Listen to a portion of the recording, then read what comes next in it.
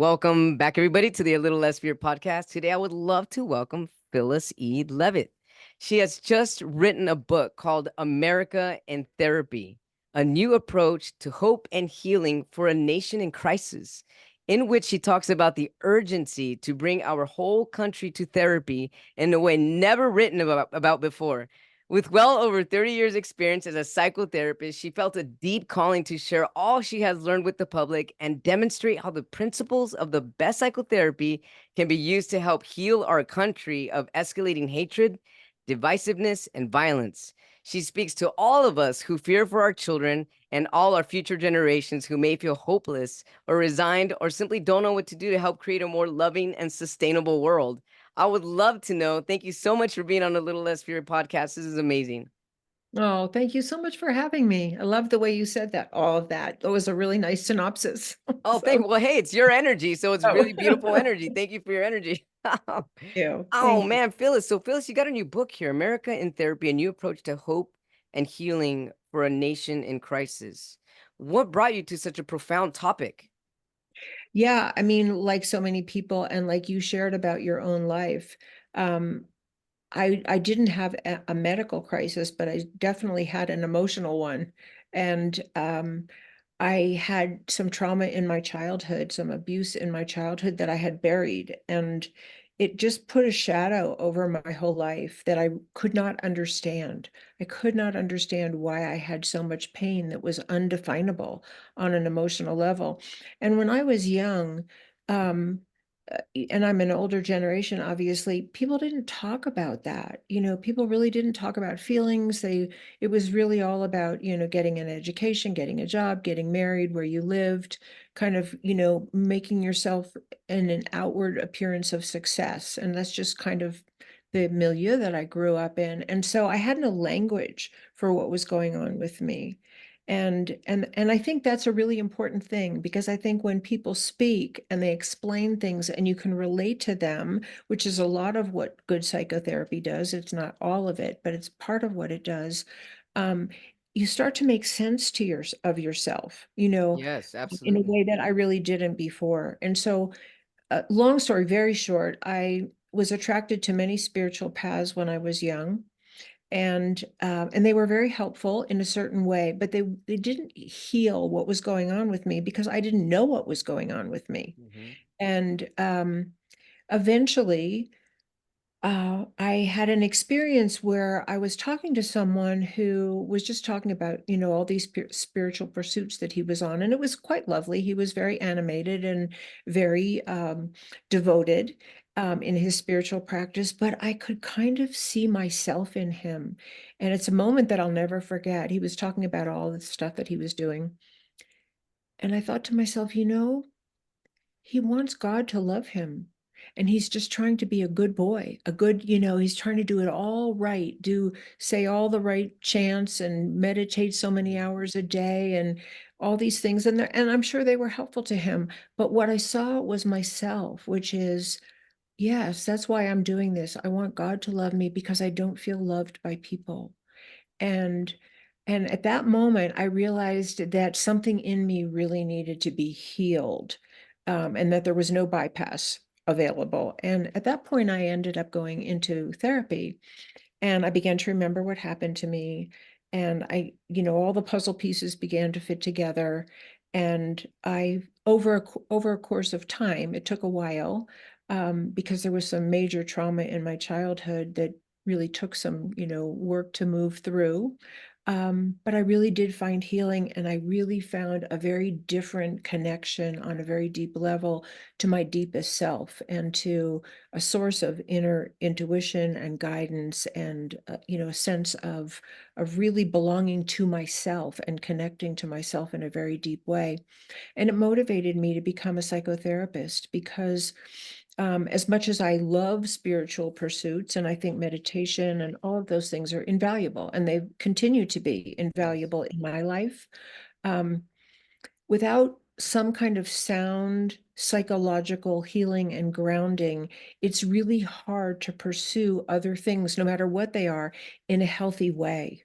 Absolutely. And so for me, those two worlds are now very much united. I don't really see a big distinction between spirituality and mental health, really, because I think they go together and I think they They need each other. absolutely go together. I tell my students this all the time. To me, that is a holistic practice. They come Right, together.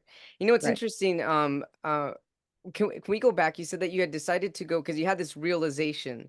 This realization is that you had some type of trauma, and within this realization, you knew that you had to go seek psychotherapy, or did somebody say, "Hey, you need to see a therapist"? How did you come up with the idea to go see a psychologist? I think at the time I was in my mid-30s and I had three little children, and it was a really difficult time of my life because I was in a pretty dysfunctional marriage. Hmm. So it was a really hard time of my life, and I think I finally realized that I needed help from another person. Okay. And some of my friends at that time, that was in the I'm trying to think. It was probably in the mid to late 80s. Some of my friends had started going to therapy, and these Mhm. were friends that I knew from spiritual pursuits. And I think it was just sort of coming of age, that we were Sure. the whole Pandora's box of our early conditioning and child abuse and Right. family dynamics. It was all kind of beginning to come to light. And I think something in me just knew that's where I needed to go next. I don't know if I can't pinpoint a Yeah. moment. I think I just knew. Just kind of an intuitive feeling, like, it's time Yeah, for me to come to go do this. yeah. It's really And I interesting. was starting to have memories. So there was something Okay, really bubbling up inside of me that needed some place to process that I couldn't do by myself. and so when you finally decided to see a psychologist or an MFT, what was the specialist, do you remember? I think it was a master's level person like myself. Okay, incredible. So then you go to see a professional to talk to about what was stored inside you, what was about to be released. Did you have any idea what was gonna come out? Not a clue. I mean, I definitely knew it was something big because I could feel it in my body and I could feel it emotionally. And I was having a lot of ex I don't know what you'd call them, sort of symptoms that were not specific to well, they were specific in hindsight, but I was having like a lot of anxiety, a lot of panic, a lot of fear, a lot of really bad dreams. Mhm. Um, so my body was really telling me there's something, and it felt like something just has to come out. It really Yeah, felt that way. yeah, definitely. Thanks for sharing. And I love how you're integrating the both because I actually have the opposite experience where I was just all hard science and I went to school straight. I went from high school straight to my bachelor's, Mm, straight to my master's, to my mhm. doctorate, but I was missing the spiritual element. So Right, you were reverse and I was. You were spiritual, but then you were missing the human mental in my body definitely. element. Right. So, okay, great. So then you thank you. So then you come back and you're seeing this specialist now, and you're starting to release and unleash the things that are stuck within your body, and Right. things that need to be released. You need to talk about it. So you Right. start releasing this information, you start talking about it, and what starts happening within you? Yeah, I mean, I think that at first it was scary, but it was also, I would say it was two things at once. It was a little frightening. And it was also a tremendous relief because I think there was something inside of me that was desperate to know the truth. And I felt like I was reaching the truth. And I couldn't, I mean, you couldn't have stopped me from going to therapy, even if the sessions themselves were sometimes uncomfortable because of what got released. But there was so much relief and like, oh, I'm not a flawed person. I'm not intrinsically unlovable. There's nothing really wrong with me, but something happened to me that Sure. shaped the way I feel about myself and myself in the world in Right. a way that was really very painful for me and harmful. And I began to feel like I could move out of that and move through Mhm. it. And I did. I mean, I think I'm on a healing journey for my whole life because I think Sure. that's the way it Sure. works. Yeah. But but I'm not in that dark place anymore. And so then when I began to work with people, and I worked with there's a lot of abuse and neglect in our society. It's pretty rampant. And so, Yes. it wasn't surprising to me that many of the clients that came to me for, maybe more surface level looking issues ended up uncovering the source of their pain really being some kind of family dysfunction on some level of Mhm. a continuum of harm.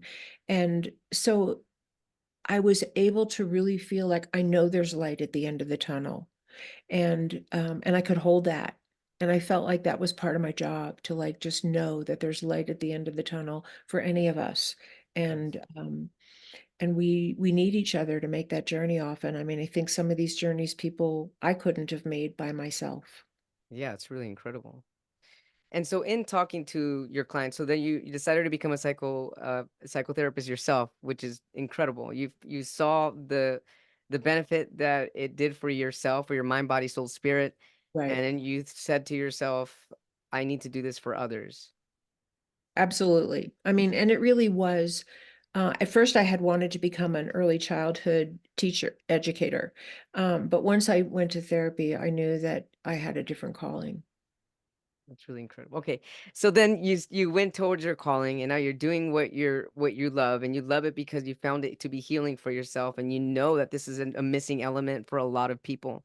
What Right. do you start to discover upon that's common with clients is apart from being family dysfunctions and trauma? What else did you start to discover? Yeah, many things. I mean, many, many things. I don't know if I can recount them all here, but some of the big things that I discovered, even though each person's story is unique, each person is a unique individual with, their own nature as well as their own nurture. There were definitely common threads that I began to see over the Yeah. years. And one of them is that when people are hurt by other human beings, Mhm. they will have some kind of symptom somewhere. It may be Oh yeah. deeply buried. They may look really okay in the outside world. Often people become very pleasing or driven, hardworking, self-sacrificing, sometimes very creative. But that doesn't necessarily heal the pain that's underneath. And so what I discovered is we all become symptomatic in some way. And some of the symptoms are highly dysfunctional: isolation, self-harm, addiction, people pleasing to the point where you're really sacrificing your own well-being. Um, all the ways that people become either obsessive or rigid or too boundaried, or they have no boundaries, or they're highly aggressive, or they're extremely passive and can't stand up for themselves or find their voice. So we have this conglomeration of symptoms, and if we don't get any help or support or have someone who actually sees the real person, the essential self that's buried underneath our symptoms, we tend to start to believe that's who we are. And that's what was my story. That's what I believed. I believed I was a flawed, unlovable human being. And I was trying my best to compensate for that and hide it, Yeah. um, Right. until I began to realize that that's just not the truth at all. These are symptoms of being hurt by other people. And there's something very freeing about that. Um, and I think that one of the things that I learned as a therapist then is that no matter what anybody presented with, and people present with, a whole conglomeration of symptoms and struggles and blockages and whatever they're Mhm. dealing with that causes enough pain that they're willing to go to therapy. Um, I would just hold some place for them and in myself that there's an essential, totally pure, innocent, loving being buried under this rubble. And I'm going Absolutely. to work together with you to try to lift some of those layers off. And so it became a collaborative process. It is definitely a collaborative process. And I love what you said that we are not our symptoms. This is We are all a not, result of us being hurt. right? All of our symptoms. Absolutely. And if I may say, there were two big threads, and I talk about all of this in my book, but especially these two big threads, because I think they're of not only individual and family concern, but I think they're actually of community, national, and global concern. And that is, and all of the symptoms are obviously, if people are in pain and suffering, they're not able to be their fullest selves and in community Exactly. Yeah, how can you relationship. be? You can't be. If you're being quieted, if you can't be yourself, I mean, Right, how can anybody be themselves? And how can you shine in your community, in your world? right. You can't. And so I see our mental health crisis as a global mental health crisis. It's not those mentally ill people over there. It's a collective. endeavor to really heal our collective mental health. But the two big things that I saw out of all those symptoms were that people tend, by and large, and of course, there's no one size fits all psychologically for human beings because Right. so different.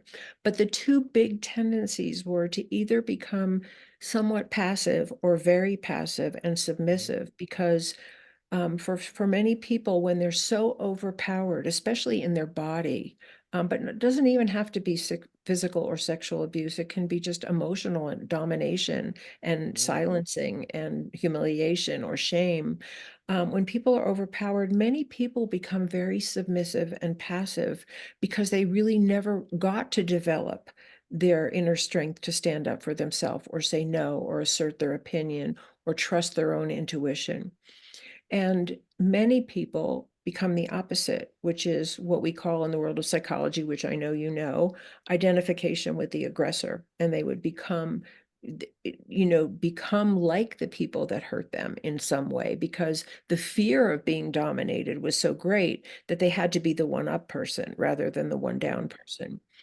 And if you have a society of people that are being, and we do, many people are being hurt in their homes by policies and laws and practices, by discrimination, by Mhm. poverty, by persecution for their religious beliefs or their gender or whatever you have that we have going on, not only in America, but in the world, then you're without help, without escape from that kind of treatment, without even Yeah. being able to identify or call it out, you have more and more people who become easily controlled or controlling.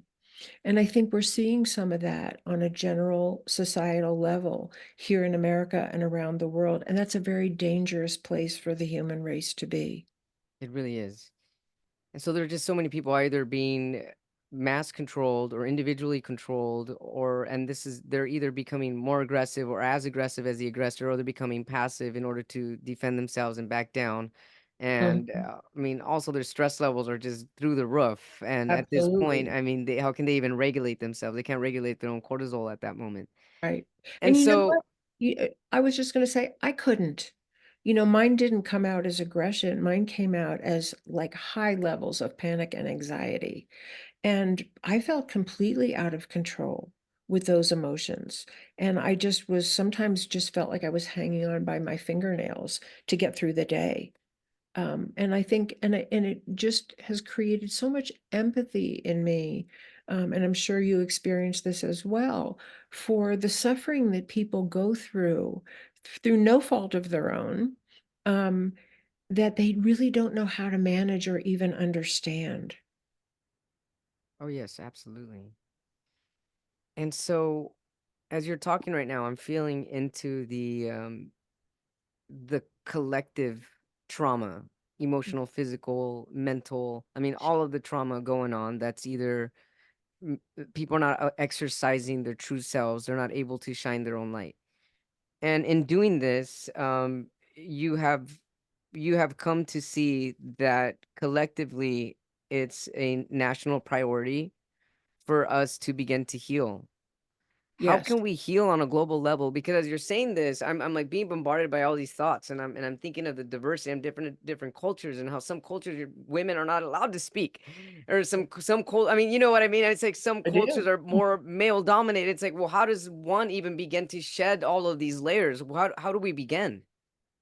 Well, I think several, there's obviously not one place, but I think that there's several places and I don't know them all myself because I'm looking through a psychological lens, and that's what I have to share. I think that, some people look through an economic lens or a climate lens or a Sure, medical sure. lens or whatever. But from Right. my lens, I think there's two things that really Okay. stand out for me. And one is we start with ourselves because Right. uh, Yes. one of the things that I believe very strongly from my experience personally as a client and many years as a therapist is that psychology is kind of like not being understood. Our psychology is not being understood as the big missing piece in national conversation and even in a global agenda. And the reason why, I think there's many reasons why, but what I would say is this.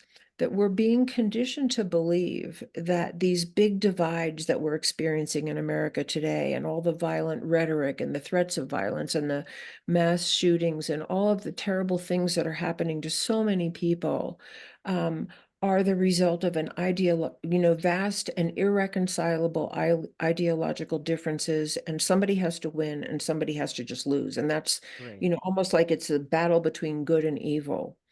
Yeah. And I don't believe that that's the bottom line truth. I believe that's what we're being told, and conditioned to believe.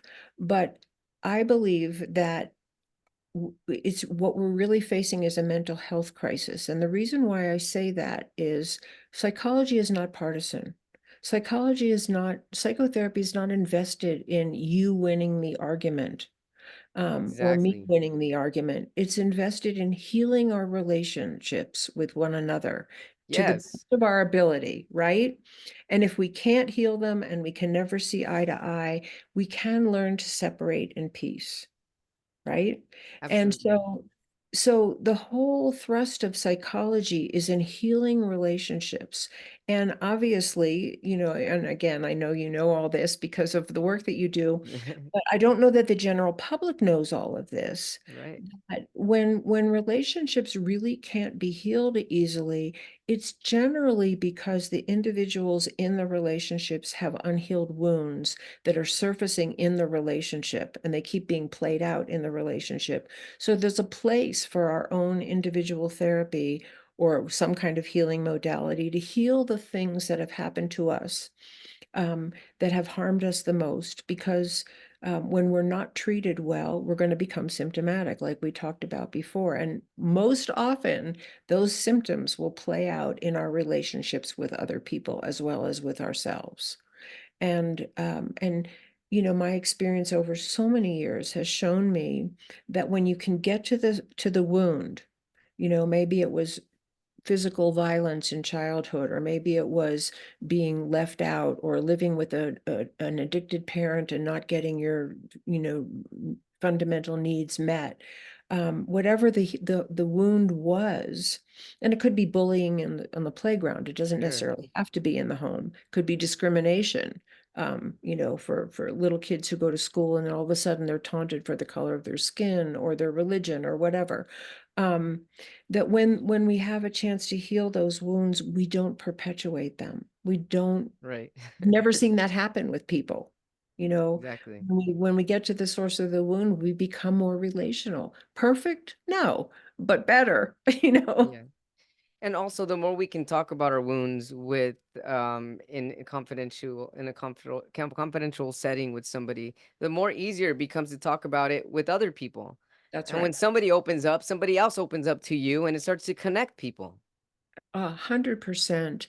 And I've seen that so many times dramatically in different settings in my life where, there's sort of a tension in the room and then one person just gets real. And Right. everybody like breathes a big sigh of relief and they get to be real too. Yeah. They don't have to have a facade, and they can just be human with each other, and then we feel connected. Then we feel connected. Exactly, because everybody has some type of inner tension going on. And if Right. somebody can release one tension, we'll start to find the commonality that we all share together. Right. And I think we live in a society that really has a lot of pressure on people to look good and to look like they have it all together and they don't Right? need a lot. And, I'm a self-made person, when in fact we really do need each other. And there's not a sign of weakness, it's a sign of strength. And Exactly. it's also the best food for us is to feel love and belonging with other human beings and safety with other human beings. Absolutely. Thank you. Well said, Phyllis. I love it. Phyllis, I just had this thought. So, what about certain generations that feel that psychotherapy is there's nothing wrong with me. I don't need to go to therapy. What about, I mean, how do we work through that? The people that think that way and that just put a wall up to Yeah, talk when clearly there's even a wound in the way that's making them even think that. absolutely. So how do we get past that wound or that trauma or that stigma and help open up just a little crack of window so that they can know that talking helps? Well, I think one of the things that I think has been really lovely that's happened, we have so much social media and so many movies and so many documentaries and interviews with Yeah. people. And I love it when people who are, like celebrities or people who are really Right. well known will say, I have bipolar disorder, or I went to therapy, or I've suffered from depression, Yeah, because it really begins to open up the conversation and take the it stigma does. off of it. Not putting the responsibility on those people, but I see that as a sign of something beginning to open up. And one of the things I say this in my book, I say it to people all the time. And I know this from my own personal experience, and I certainly know this from working with hundreds of people, and that is that it's anything but a sign of weakness to ask for help for our emotional and mental well-being. Exactly. It takes strength, It it takes does. courage, it takes perseverance. It takes a lot of, just a lot of core determination, and to not let yourself be taken out by whatever you uncover. And let me just say here, because I really I want to draw a few little parallels to our country as we speak, and that is Yes. that it can be very difficult and painful to talk about what happened to you. It Sure. took me a long time to say that I had been abused as a child. It just Oh felt yeah. so shameful, even though it's Hmm. not. I Sure. didn't do anything to deserve that, but it was still really hard to talk about. But I think the other, and so, as Americans, we can talk about these people did this and those people did that to us, and blah blah blah blah blah, and there's importance in talking about that. But most of us have also hurt other people. None of us have been stellar in our own lives. Out of our own hurt, we've inadvertently or intentionally, but often inadvertently, Yeah, hurt even the people that we love. And it takes great courage and great strength to take responsibility for that and say, I was wrong. The way I spoke to you was wrong, or what I said to you was unkind, or I'm so sorry I did that, and it blah blah blah. And I think that's part of healing, is actually to be really accountable.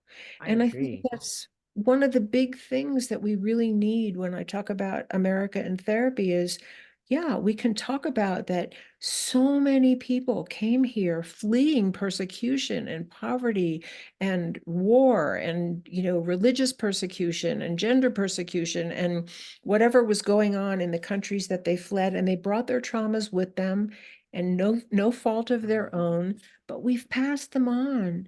We killed how many hundreds of thousands of Native Americans? We enslaved Black people. We did these things. Right. And can we be brave enough and strong enough and have enough courage to take responsibility, not just for what happened to us, but for what we've done?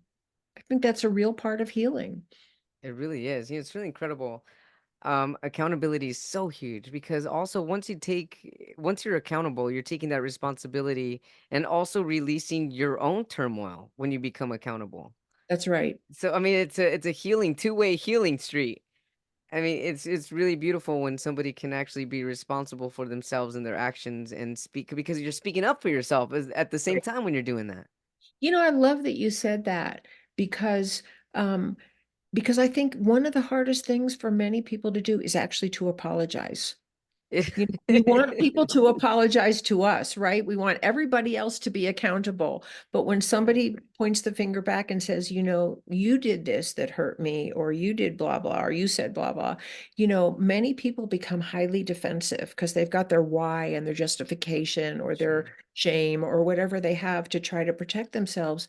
And actually, when you can say, I'm really sorry, it feels amazing. So I love that you brought that up, because it really does release you, as well as it's a gift to the person that you've made amends to. It ends up being a gift for the both, for the connection itself. Right. And then that's how we grow, and that's how we keep connecting by Right. being able to face some of the things that we've said and done, even if we're not aware of it. Right. And what if we had leaders in positions of power, whether it's in industry or education or government or communities or whatever, who role modeled that, you know, to actually like have the courage to be accountable and That's not, true, Phyllis. I don't think I've ever right? seen that. You don't. Wow. That's incredible. I've never even thought of this. I have not seen that. Can somebody in a position of power be accountable and say the words, "I'm sorry," or "I was wrong," Right, or right, "I made people or someone feel this way," right. and I see it and I feel it, and I've got to have compassion now. Right. And I've made amends, or I've actually learned to do something differently. I've learned from what happened. I mean, that's what takes strength and courage. Defending is an automatic unconscious response. We all do it really well, right? Yeah. We all know how to defend. But to actually like open up and be vulnerable and be accountable actually takes way more strength and way more courage. And obviously, from what you're sharing and from what I know from my own experience, it's so much more gratifying. It is, and you know what, Phyllis? That is truly leadership, when That's you right. can step up to the plate, quite literally. That's right. I agree with that 100%, and I'm so wanting that kind of leadership, and that's part of the reason why I wrote the book because I don't think the average person really, uh, has psychological training. We don't understand what our reaction patterns are, even Mhm, as a society, mhm. and again, I'm sure you're aware of all of these things, but having worked with families so much and working with family dynamics, because even if you're working with an individual, you're still working with the family dynamics that they came from. Um, you know, Often when people are highly symptomatic, what they're symptomatic for is the distress in the family. A Yes. child who's bedwetting or being aggressive with other children or having night terrors or failing in school. Almost always, and this was what I learned in my practice from seeing many, many children, was that they were really the symptom bearer for usually for high levels of conflict in the home that weren't being resolved, or conflictual divorce and an unsettled divorce. And they were the one calling for the help for the family. They were like, they didn't know they were doing that. Mhm. But their anxiety and their stress around what was going on in the family, they couldn't necessarily put into words, but it came out in their behavior. Yes, And I absolutely. think we have to know that as a country and as a world population, that our most symptomatic people are calling for help for the larger family systems that are dysfunctional, abusive, neglectful, or in some other way hurtful. Wow, that's really incredible, Phyllis. As you're saying this, I had this image in my head, or this feeling, this energy of when there's a family dysfunction such as the one you just described right now, and there's symptoms all around, nobody is responding, everybody's reacting.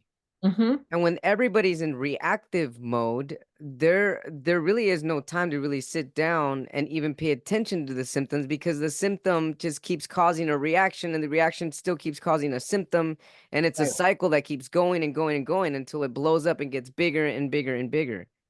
And that's what I think is happening societally. So we have people who are murderers. We have people who are, you know, drug dealers or sex traffickers, or they're exploiting the poor, or they're doing something harmful to other people. And they're the tip of a big iceberg. And of course, Mhm. we don't like what they're doing. Nobody does.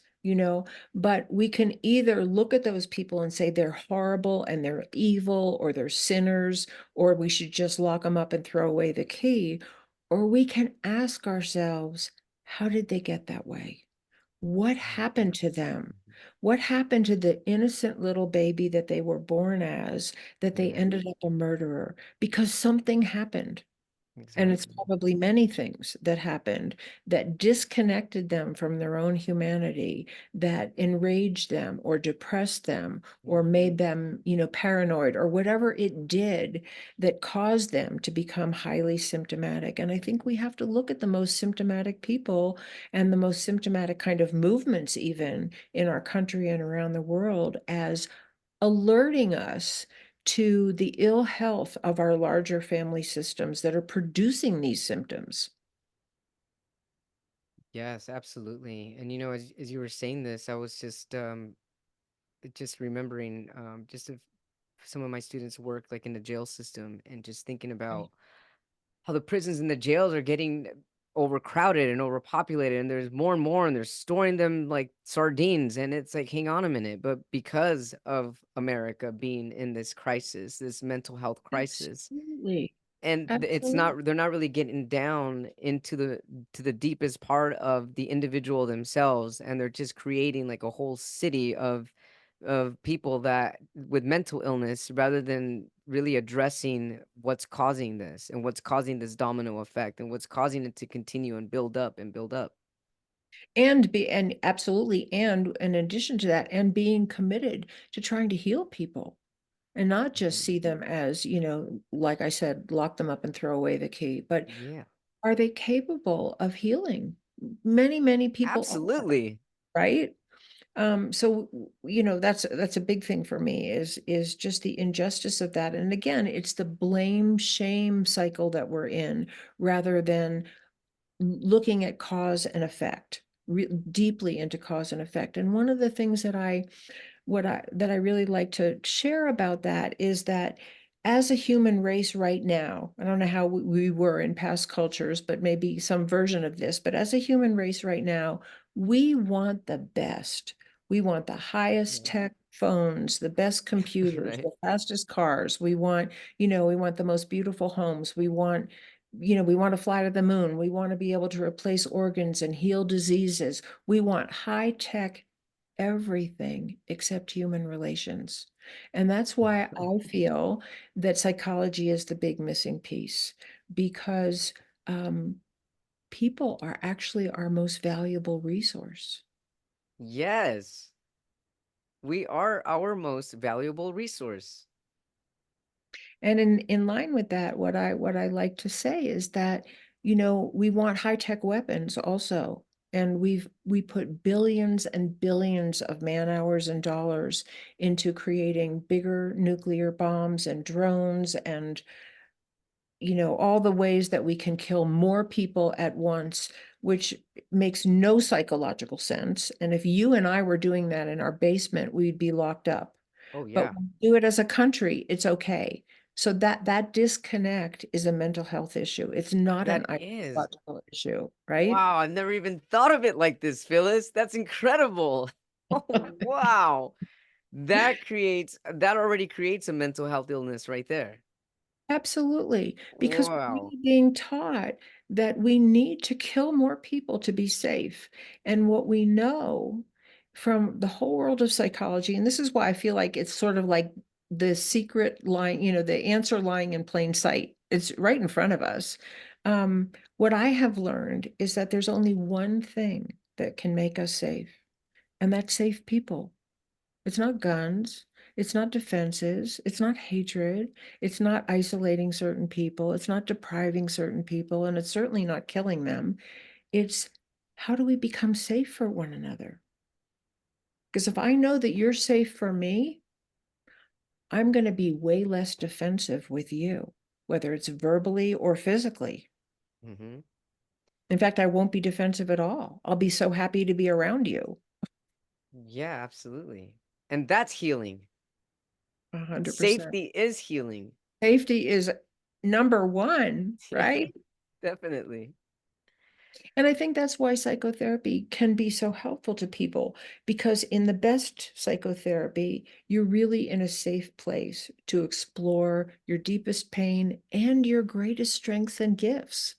And not to forget that buried under your pain and your trauma and your compensating mechanisms that you use just to survive the best you could are all your gifts and strengths just waiting to have a place to be expressed in the world. I love how you said this. It's all our gifts and strengths waiting to be expressed in the world. That's beautiful. That's our birthright. That's our birthright. Definitely our birthright. Hey, so Phyllis, what about families or people that can't afford or don't have the means to see a psychotherapist or a counselor of any sort? Yeah, and I think I think that's a tragedy that it's not, it's part of the withholding in our whole medical system, of like having, people who decide what you can, what you get to experience if you're on any kind of insurance. But of course, there's many, many, many people, and of course, people around the world who have no insurance and they have no Mhm. access to Exactly. psychotherapy. Right. So in America, what I would say is I think that it's part of, I think we just have to make a major shift. So I'm talking about individual things that may seem like, well, some of them probably seem like Pollyanna to some people, but they're all doable because we know they're doable because we do them as individuals, right? People can heal, people can change their lives, they can remake their lives, they can be better Yes. spouses, wonderful parents, they can become better colleagues and employees and teachers. We see this all the time that when people heal, they become more loving, more accepting, more cooperative human beings. Um, but many people don't have access to that kind of help. Exactly. I think the first thing is for people to even know what's going on. So when you talk about your illness, Hmm. what was it like for all those years when nobody could figure out what was wrong with you? It had to have Yes. been painful and frustrating and maybe sometimes despairing. I mean, I don't know, and Yeah. then light bulb, somebody found the diagnosis and they had Right. to help you. And so I think the more people like myself and like you, and like, I mean, there's thousands of us, I'm not alone in this, Yeah. will speak out about the diagnosis is our mental and emotional well-being and our mental and emotional ill health. That's where we have to look if we actually want to create some kind of change and cure and help and healing for ourselves as a human race. We just each need to have a voice to point that out. And hopefully, there's enough movement that people are saying, we want this. This is what we're voting for. We want our Yeah. tax dollars to go to help, and not just a pill, but a process. Exactly. Yes, I love that. Not just a pill, but a process. And also, the more psychotherapists are exposed, and the more they get access to us, then the more there's going to be people wanting that as a profession for themselves, Right, such as yourself and such as right, myself, and right. then this just becomes like an open door for everybody globally. And is that how you see it? Is that what you see for the world? Well, I see a couple of things. I see that for sure. I see that we're in desperate need of people who have some kind of training in a healing modality that can make it safe for people to work through their deepest wounding, just like we need doctors to do that for diseases Yes. right?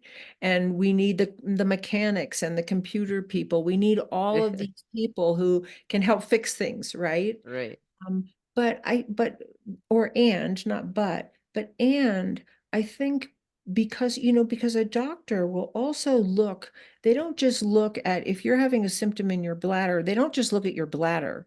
They look at your whole functioning, right? Right. And look at your blood and they look at your lymph system and they look at your other organs and how they're functioning and your oxygen levels. I don't even know all of what they look at. Yeah. Look at the whole thing. And I think what's happening in the world of psychology, as well as economics and climate and medicine and politics and all of the different arenas in which people are having to function in the world today, that we need the people who see the big picture.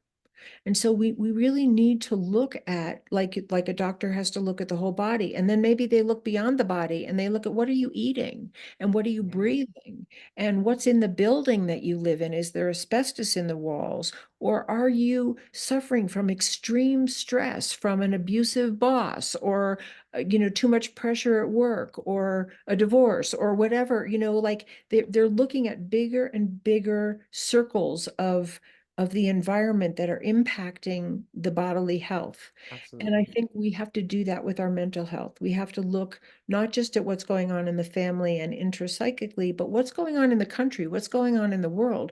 People today, have instant access to the news and all the Oh horror my that's goodness. going Yeah. on.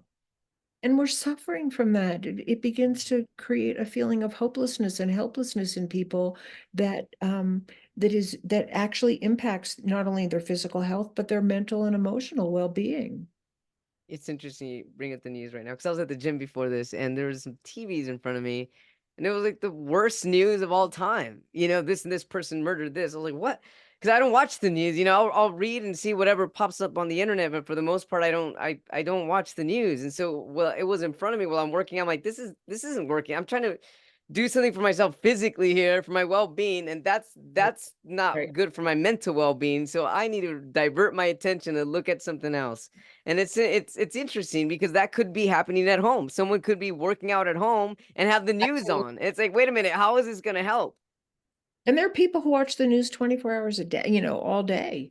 Um, and yes, and so I There think, are. and these all point to so many of the big issues that I love to talk about in terms of like the larger family systems dynamics. And that is that, just being exposed on a constant basis to images of war and, Oh horrible no. things that Yeah. politicians are saying about each other, and, and hate crimes and all of that. Not that we shouldn't know that those things are happening, but we need to have a balance between it's okay to know, just like you need to know if your wrist hurts, you probably have somebody look at it and see if there's a broken bone Sure, or a sure. sprain or whatever. So we need to know what's causing the pain or what the pain is.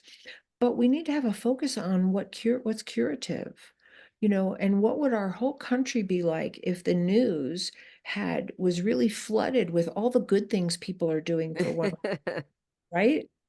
And some programs are, but that's not what you generally get when you open up the news or social media. You get the dramatic things, the eye-catching things, the Yeah. macabre things. And so for the in the speaking in the big picture in that way, I think one of the turning points that we're at as a human race is just because we can do something doesn't mean we should. Just because Exactly. we can build nuclear bombs doesn't mean we should, and certainly not drop them. But you know what I mean? Like we have abilities that I think we have to say, this isn't good for us.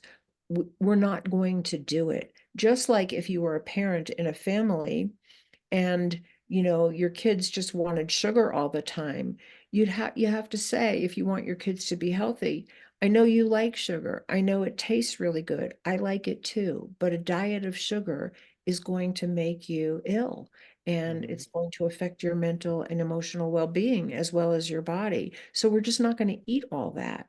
And as a society, and again, I don't mean like with censorship or anything like that, I think we have to embrace what's actually good and life-giving for us and focus on that and say no to the things that aren't. Yeah, for a good, healthy, well-balanced mental health diet. Right. This is And what awesome. are those things? I call them, I say we want high-tech everything except human relations. So what are high-tech human relations? Well, again, they're everything we already know. Nothing I say here is going to be something that's a surprise to you. High-tech Sure. human relations are love and empathy and caring and belonging and cooperation with one another and sharing and valuing each other and tolerance, not only tolerance, but celebration of our diversity. And and a big one is a commitment to nonviolent communication and conflict resolution. We're not going to pick up arms when we're angry at each other, whether Yeah. they're verbal arms or emotional arms or actual weapons. We're not going to do it. I just wonder what would, as you were speaking, I was thinking in my mind and imagining what would the world look like if we were more loving and opened our hearts and more connective and chose human connections over technology. And then how would technology evolve after that? If we all Yeah. became more connected on a human level. And I just have and just being able to embrace everybody's diversity. I just thought of Disneyland's Ride a Small World. It's a small world after all. Everybody would be holding hands Hmm. and welcoming each other and stop the shame and the blame. There's no reason to keep that shame blame cycle going because that's really what's causing all this mass destruction. And everything that you just said, I believe most people really want in their lives. I don't know Yeah, anybody who wants their house to be bombed. I don't know anybody who right. be discriminated against. I don't know anybody who doesn't want to have a living wage. These are the things we all want.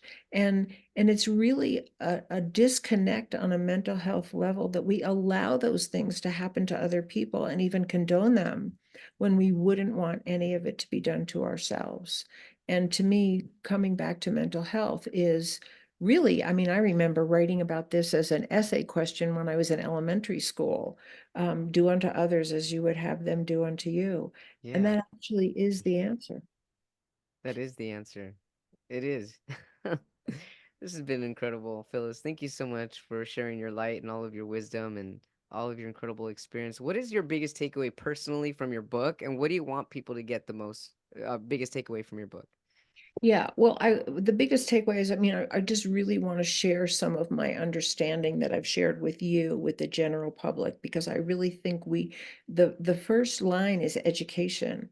I went out and read all kinds of books on psychology after my first session with a therapist, and like information is really helpful. Obviously, you have to apply it, but you need to know what to apply. So I think education is really, really helpful. But I guess what I want to say is a couple of things. One is we can all make a difference. Every single person can make a difference. If you want this world to be a more loving, peaceful, kind place, just look for every opportunity to be that yourself. I love Because, it. right? Yeah. Right? If you become it, it becomes contagious. Right. And it does. You see that all the time. If somebody walks into the room and they're like, "Hey, it's so great to see you. Yeah. You look fabulous today." Like you light up, right? Yeah, right. Right? Makes your day. Or I just read your book. It's amazing. Like, right? Yeah, So definitely. we can all do that and go out of our way to do that and be conscious of doing that because nobody knows the ripple effect of one kind moment that they Oh, that's share. so I true. mean, it can just change a whole person's day and their life and the way they interact with their family and give them hope. I mean, think of the people that made a difference in your life. They didn't know they made a difference in my life, but they Right. did, right? Absolutely. I love that. The ripple effect. It's so powerful. It's so powerful. And the other thing I just want to say real quick is like, I think a lot of people feel like it's too late. That the human race is just, on a bad trajectory and we're probably going to wipe ourselves out or most of us out or it's just going to be this way and the oppressors are going to take over and, more and more people are going to be subjugated. And there's nothing they can do about it. And one of the things that I think that we really need right now is we need to dream big. We dreamed of Yes. leaving the Earth's atmosphere and flying to the moon. Somebody had a dream that organs could be replaced. Right. Somebody had a dream about computer technology or cars Yeah. or increasing our food supply or whatever the dreams were that people had, building a cathedral, right? A Sure. beautiful work of art. Um, and there's no reason why we can't have a big dream for the sustainability and love for the human race. There's no reason why we can't have that dream too. That is so beautiful, Phyllis, because all dreams become a reality, especially Right, if we all start dreaming together. right, And that was really the hope of Martin Luther King. right. I know. I love that. Well, this is really amazing, and it's been a blessing connecting with you. Where can our viewers or watchers and our listeners find you and your book? Thank you. You can find my book on any of the major booksellers, Amazon and Barnes and Noble, and any place where you go online to buy a book, it's there.